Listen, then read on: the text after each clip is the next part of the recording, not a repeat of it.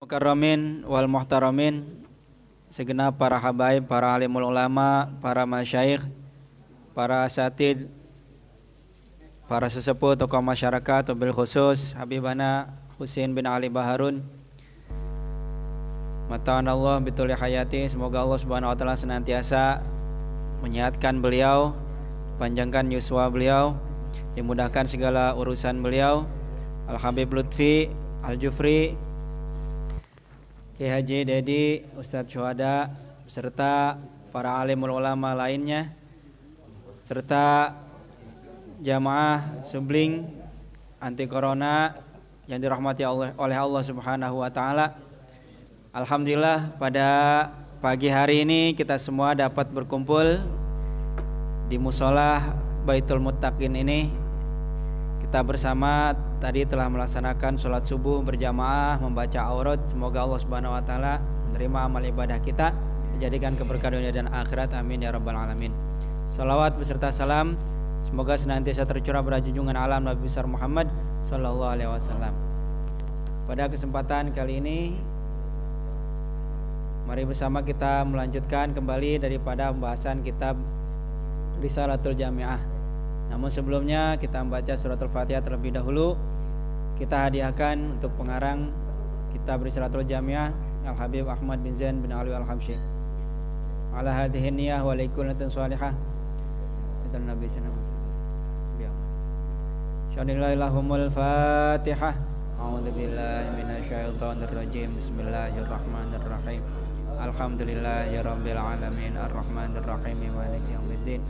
Iyyaka na'budu wa iyyaka nasta'in ihdinas siratal mustaqim siratal ladzina an'amta 'alaihim ghairil maghdubi 'alaihim waladdallin. Amin ya rabbal alamin. Bismillahirrahmanirrahim. Alhamdulillahirabbil alamin. Allahumma shalli 'ala sayyidina Muhammad wa 'ala ali sayyidina Muhammad. Qala al-mu'allif rahimallahu ta'ala wa nafa'ana bihi wa bi 'ulumihi fid dharain. Amin ya rabbal alamin. Bismillahirrahmanirrahim. Wa yushtaratu li sihhati sholati ma'rifatu dukhulil waqti biyaqinin aw ijtihadin aw ghalabati dhannin fa in shalla ma'a syakki lam tasihha sholatuhu. Yang artinya, dan disyaratkan untuk sahnya sholat yaitu mengetahui masuknya waktu secara yakin atau dengan ijtihad atau persangkaan yang kuat.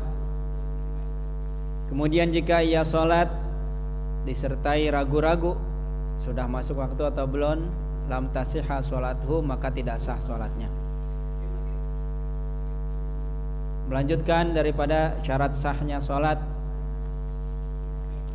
diantaranya yaitu wajib bagi seseorang yang ingin melaksanakan sholat fardu 5 waktu untuk mengetahui masuknya waktu sholat.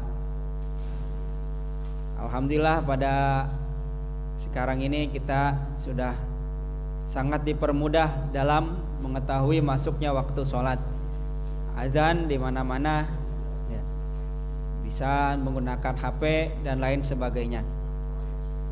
Namun jika kita berada di wilayah atau dalam kondisi jauh dari lingkungan, misalnya daerah terpencil, jauh dari masjid, suara azan nggak ada, speaker nggak ada, HP nggak ada sinyalnya misalnya, maka untuk mengetahui waktu sholat kita wajib berijtihad. Artinya berijtihad yaitu mengerahkan segala kekuatan kita untuk dapat mengetahui masuknya waktu sholat. Di sebagian ya, mungkin sangat terpencil sekali mungkin ya. Iya. Nah, mungkin daerah terpencil banget. Kalau sekarang insya Allah sudah hampir merata, semua ada masjid, HP di mana-mana. Gitu. Namun jika kita dalam kondisi tersebut, kita wajib berijtihad buat mengetahui waktu masuknya waktu sholat, baik itu dengan melihat cuaca, ya, matahari dan lain sebagainya. Termasuk misalnya Untuk masuk waktu subuh misalnya, jika punya ayam biasanya berkokok itu selalu udah masuk subuh dia baru berkokok, maka itu bisa dijadikan patokan. Kalau kita nggak punya nggak dengar azan, nggak ada azan, terus HP nggak ada dan lain sebagainya, bisa dijadikan patokan. Tapi kalau sekarang biasanya ayam nggak tentu berkokoknya, jam 11 kadang-kadang dia udah kongkorongok ya. Jam 2 ada kongkorongok. Tapi kalau misalnya punya ayam yang udah teruji nggak berkokuruyuk kecuali subuh, bisa dijadikan patokan. Itu untuk ijtihad. Jadi insya Allah kita semua alhamdulillah tinggal dan hidup di tempat yang semua sudah gampang. Jadi untuk memasuki waktu sholat, mengetahui waktu sholat, insya Allah sangat mudah sekali. Atau dengan persangkaan yang kuat. Fa'in sholat, maka kalau seseorang sholat terus ragu-ragu udah masuk apa belum sholatnya, waktu sholat udah masuk atau belum. Dia sholat takbiratul ihram aja sambil ragu-ragu, belum yakin masuk waktu sholat, maka sholatnya enggak sah. Kenapa? Karena niatnya juga menjadi tidak kuat, gitu ya, sehingga sholatnya menjadi tidak sah. Wa yashtaratu aidan, dan disyaratkan pula ma'rifatul qiblah, mengetahui arah kiblat. Mengetahui arah kiblat. Kiblat di sini yang maksud ialah Ka'bah, Baitullah. Bagaimana kita bisa mengetahuinya? Kita bisa mengikuti masjid-masjid yang ada, gitu. Itu yang paling gampang, gitu ya. Masjid yang udah teruji kiblatnya, atau sudah masjid yang sangat tua yang sudah teruji kiblatnya, semua orang sudah meyakini ke arah kiblatnya ke sana, itu bisa. Namun kalau misalnya nggak tahu arah kiblat, sama juga kita wajib berijtihad kemana arah kiblat. Karena kalau di Indonesia, kalau di kita sini arah kiblatnya ke arah barat, gitu ya, ke arah barat. Nah, sekarang udah ada HP yang bisa mengetahui arah kiblat. Alhamdulillah kita teknologi, dan juga kita tinggal di tempat yang insya Allah kita nggak akan keliru arah kiblatnya. Wajibu, dan wajib pula satrul aurati, menutup aurat, bisa tirin tohirin, dengan penutup yang suci, mubahin yang boleh. Di antara syarat sah sholat yaitu kita wajib menutup aurat. Aurat ada beberapa, ya, terbagi menjadi beberapa. Yang pertama untuk laki-laki dan budak perempuan. Laki-laki di dalam sholat dan di luar sholat auratnya yaitu dari pusar sampai lutut, ya, bagian antara pusar dan lutut. Pusarnya tapi wajib ditutup, lututnya wajib tertutup. Kenapa? Karena nggak bisa yakin bagian antara pusar dan lututnya ketutup semua, kecuali kalau sudah nutup pusar dan sudah sampai nutup lutut. Di dalam atau di luar sholat itu auratnya. Jadi kalau laki-laki sholat cuman pakai kain, sarungnya dari pusar sampai lutut, sholat aja sah, gitu ya. Kalau menurut sahnya, tapi kurang adab, gitu ya, kurang adab. Saya waktu belajar dulu pernah ada ngelihat yang kayak gitu, sholat di masjid jami gitu doh, nggak pakai baju, sarung sama kain aja dari lutut, udah mah tinggi sampai betis dia sarungnya, terus nggak pakai baju, ya sah aja, memang sah, sudah. Itu buat laki-laki. Tapi kalau di Indonesia palingan dibilang gitu ya, hanya kurang adab, gitu ya. Kemudian kemudian begitu juga untuk budak perempuan. Nah, zaman sekarang insya Allah sudah nggak ada budak, ya, di mana-mana. Tapi kalau jika memang ada, maka budak perempuan di dalam sholat auratnya sama seperti laki-laki, bagian dari pusar sampai lutut, gitu ya. Kalau budak perempuan sholatnya kayak gitu aja sah, gitu ya. Tapi kalau di luar sholat, budak perempuan auratnya seluruh tubuhnya, gitu ya, kecuali wajah dan telapak tangan. Begitu pula wanita merdeka. Wanita merdeka auratnya di dalam atau di luar sholat seluruh tubuhnya kecuali wajah dan telapak tangan. Makanya kalau di Indonesia ini begitu sangat teliti para ulamanya. Sholatnya perempuan punya baju sendiri, yaitu pakai mukena, gitu ya.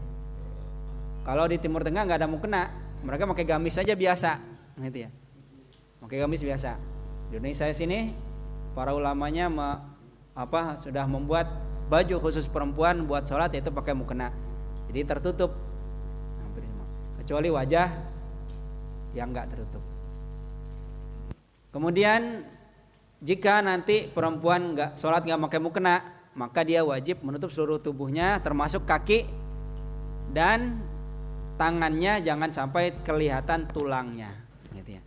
Jadi ini termasuk aurat perempuan, yaitu ini tulang ini, tulang yang di sini, tulang pergelangan wajib tertutup. Begitu pula di luar sholat sama, di dalam atau di luar sholat aurat perempuan yaitu wajah dan seluruh tubuh kecuali wajah dan telapak tangan.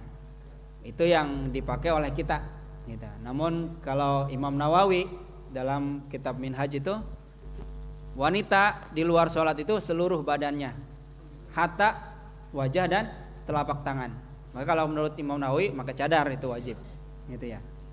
Tapi kalau menurut pendapatnya Imam Ar-Rafi'i yang dipakai oleh mayoritas di kita di Indonesia, aurat perempuan di luar sholat adalah seluruh tubuh kecuali wajah dan telapak tangan.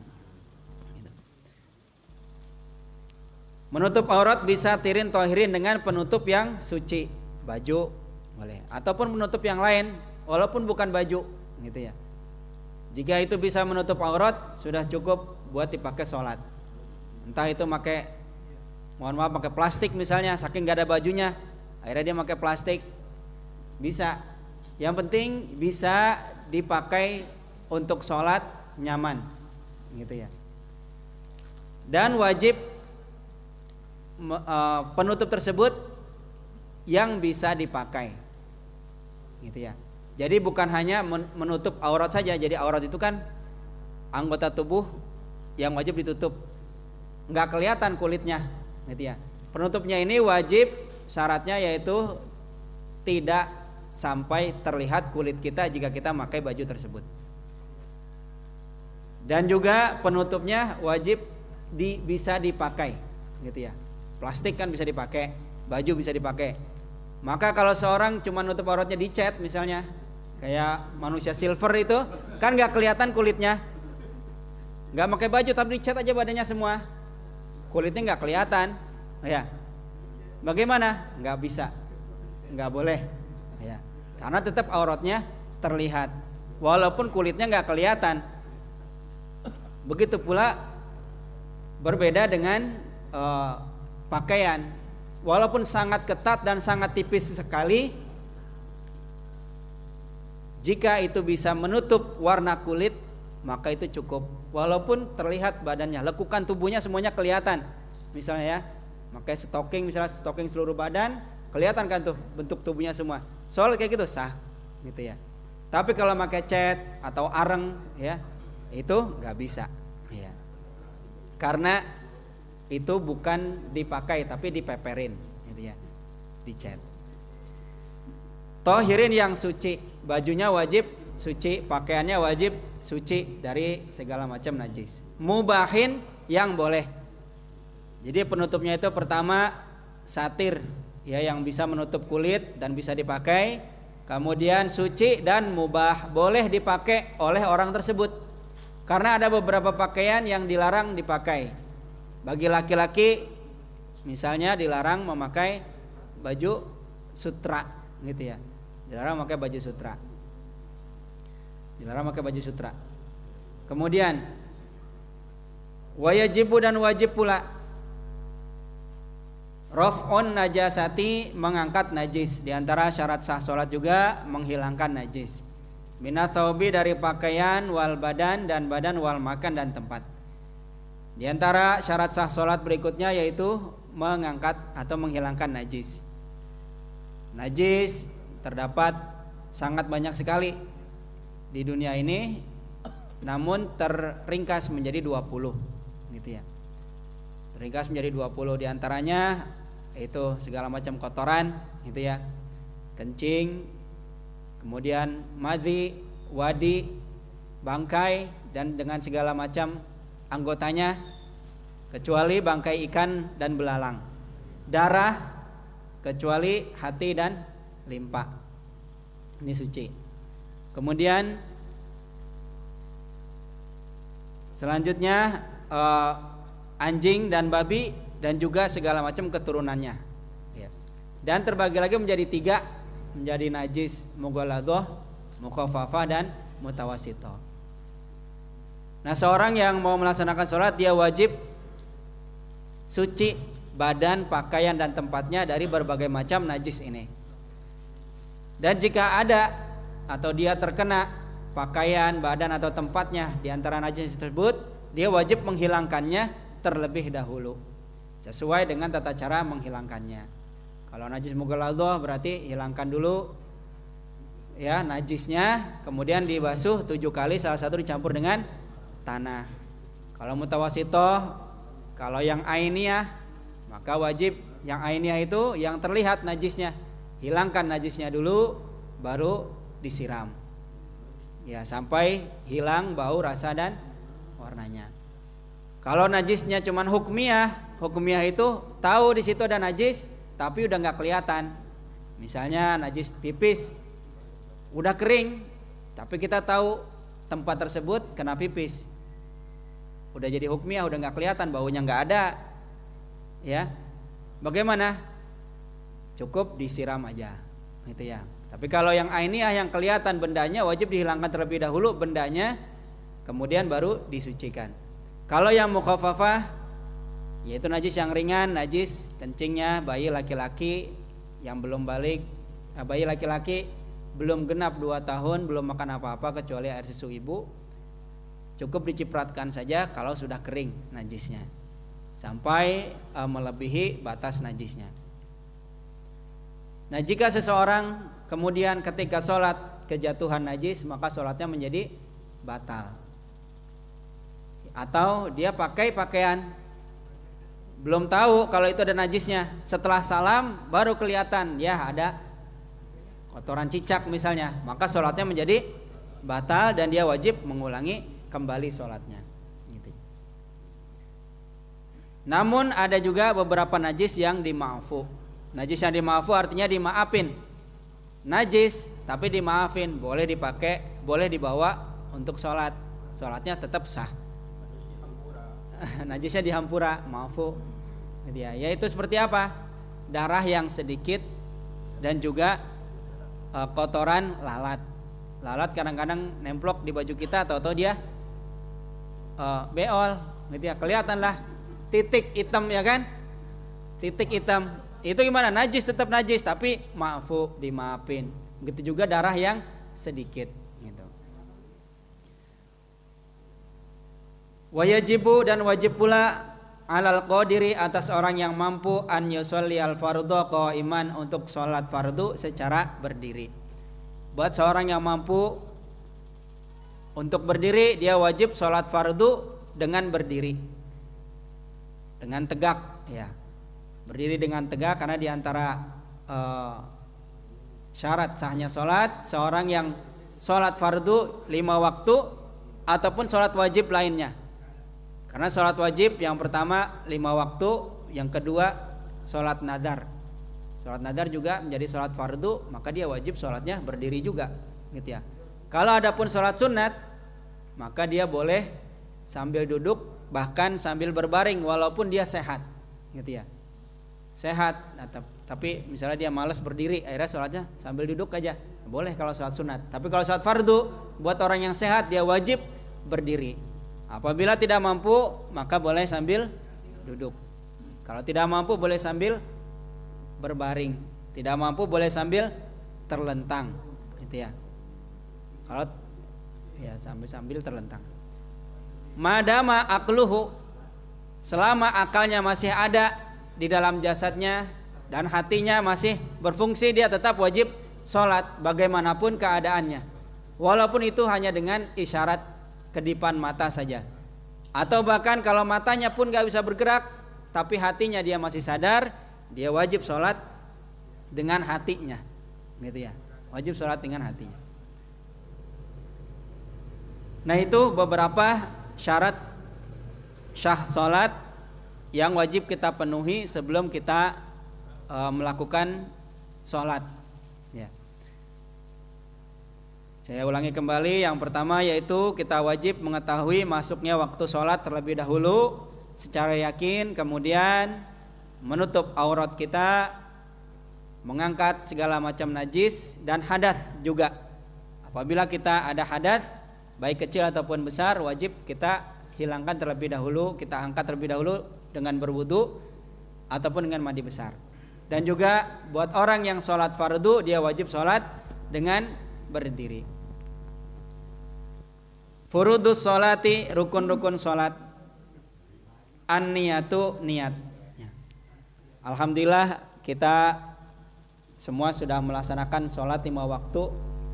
Namun ada sebagian orang yang masih belum bisa membedakan mana rukun dan mana sunnahnya, gitu ya. Jika rukun tertinggal, maka sholatnya menjadi tidak sah. Namun jika sunnah yang tertinggal, sholatnya tetap sah, tapi dia kehilangan keutamaan sholat. Mana saja yang termasuk rukun-rukun sholat? An-niyatu, yang pertama niat. Seorang yang mau melaksanakan sholat, baik sholat sunnah maupun sholat fardu, dia wajib berniat terlebih dahulu. An-niyatu qasdu syai'i muqtarinan bi fi'lihi. Niat itu adalah bertujuan melakukan sesuatu sambil dilakukan. Itu namanya niat. Gitu ya. Jadi pengen ngelakuin sesuatu sambil dikerjain itu namanya niat. Tapi kalau cuman baru pengen doang, itu namanya azam. Kalau keinginannya yang kuat. Gitu ya. Keinginannya kuat, misalnya pengen sedekah, ntar misalnya kalau udah subling pengen masukin uang ke kantong, tapi masih di rumah, itu namanya azam. Tapi pas kantongnya udah nyampe di dia keluarin uang, dimasukin uangnya ke kantong, maka itu namanya niat, gitu ya. Sambil dilakukan. An-niyatu qasdu syai'i muqtarinan bi fi'lihi. Tempatnya niat, wa mahalluhal qalbu, tempatnya hati. Di dalam hati, cukup di dalam hati. Walaupun tidak diucap, sudah sah niatnya. Dengan bahasa apapun sudah cukup. Wat talaffudzu biha sunnah. Kemudian diucapkan, hukumnya sunnah. Kenapa? Untuk menguatkan hati kita, gitu ya. Jadi sebelum sholat baca dulu usolli fardhu subhi rakaataini mustaqbilal qiblati adaan ma'muman lillahi ta'ala. Atau enggak bisa bahasa Arab, bahasa Indonesia. Saya niat sholat subuh berjamaah fardu karena Allah Ta'ala. Kemudian niat ini wajib dibarengi dengan wa takbiratul ihram. Dan yang kedua takbiratul ihram. Niat sholat ini wajib dibarengi dengan takbiratul ihram. Dimanapun bagian takbiratul ihram itu. Karena takbiratul ihram itu dari Allahu Akbar, dari A sampai Bar, sampai Ro. Dimanapun bagian niat tersebut, misalnya niatnya bareng sampai ak, pas di ak dia baru niat, cukup, gitu ya. Jadi ya, niat itu wajib dibarengi dengan takbiratul ihram. Ada membarengi niat ini ada dua, muqaranatul urfi, ada muqaranah hakiki, gitu ya. Kalau muqaranah hakiki ini mayoritas manusia itu pasti nggak mampu. Kenapa? Karena selama takbiratul ihram dia wajib membayangkan dari dia takbiratul ihram 4 sampai sholat sampai habis. Corona 19 bukan?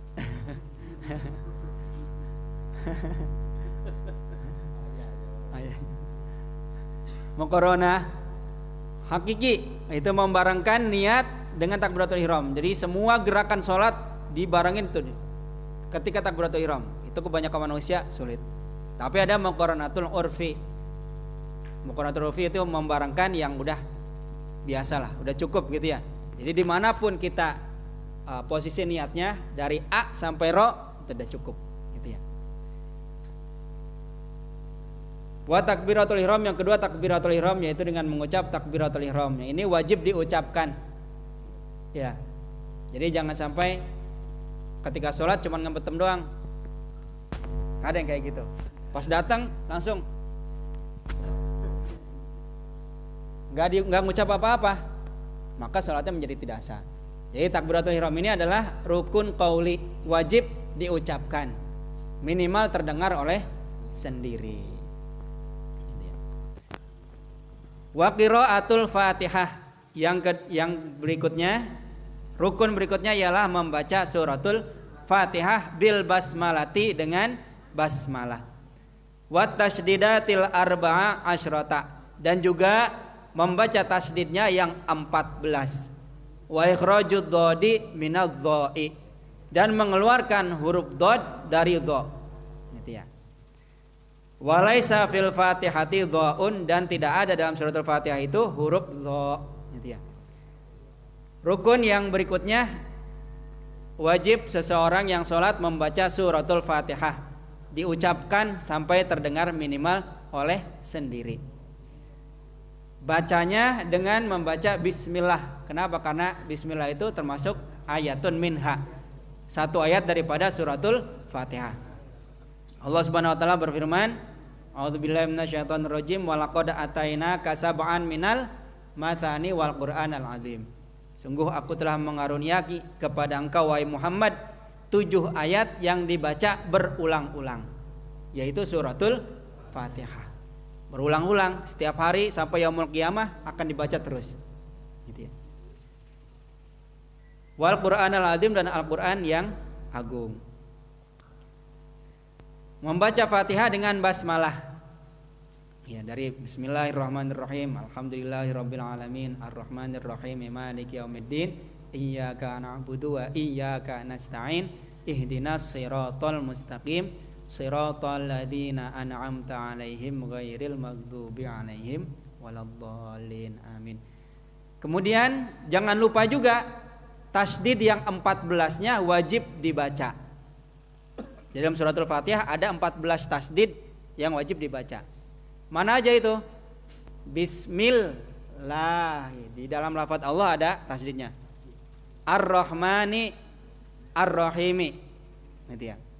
Kemudian alhamdulillahi rabbil alamin, ar-rahmanir rahim, maliki yaumiddin, iyyaka na'budu wa iyyaka nasta'in, ihdinas siratal mustaqim, siratal ladzina an'amta 'alaihim ghairil maghdubi 'alaihim waladdallin. Ada 14 wajib dibaca semuanya. Karena ada sebagian juga yang membaca iyyaka na'budu wa iyyaka nasta'in gitu ya. Untung enggak dilaguin gitu ya. Iyyaka na'budu wa iyyaka nasta'in itu salah. Kenapa? Karena iya, kalau iyyaka artinya jadi matahari. Na'budu kami menyembah, jadi kepada matahari kami menyembah. Jadi salah gitu ya. Jadi wajib iyyaka na'budu wa iyyaka nasta'in. Kalau bacanya dipakai tasdid, jadi hanya kepada engkau kami menyembah dan hanya kepada engkau kami memohon pertolongan. Wa ikhrajud dhodi minadh dhoi, dan mengeluarkan huruf dhod dari dho. Artinya apa? Waladdallin gitu ya. Itu huruf dhod, bukan waladzallin gitu ya. Lidahnya jangan sampai digigit. Kalau lidahnya digigit jadi huruf dho. Ya, tapi lidahnya ini ditaruh di langit gigi atas sebelah kanan. Waladzallin gitu ya. Jadi mesti dibedakan. Nah, jika sudah beberapa syarat ini terpenuhi, maka surat Fatihahnya menjadi sah. Makanya ketika dulu saya belajar, kalau misalnya ziarah ke entah itu ke Al-Mashhad ya, Habib Ali bin Hasan Al-Attas, itu biasanya ziarah ke makam munsib. Mau selesai itu sebelum Ratibul Fatihah, beliau ayo kita sama-sama baca suratul Fatihah. Habis itu baca tahiyat. Kenapa? Karena untuk membenarkan bacaan suratul Fatihah sama bacaan tahiyat. Begitu juga yang jadi adat para habaib terdahulu, dia seperti itu. Di Kuitang zaman dahulu juga gitu. Habib Ali bin Abdurrahman Al-Habsyi suka seperti itu. Ya, menuntun baca suratul Fatihah. Kenapa? Supaya suratul Fatihahnya jadi benar, sholatnya menjadi sah, gitu ya. Menjadi sampurna. Walaisa fil Fatihati dhaun, dan di dalam suratul Fatihah tidak ada huruf dha, gitu ya.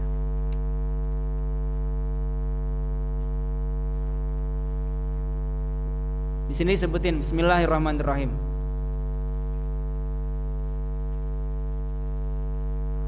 Bahwa ada 7 huruf yang tidak ada dalam suratul Fatihah.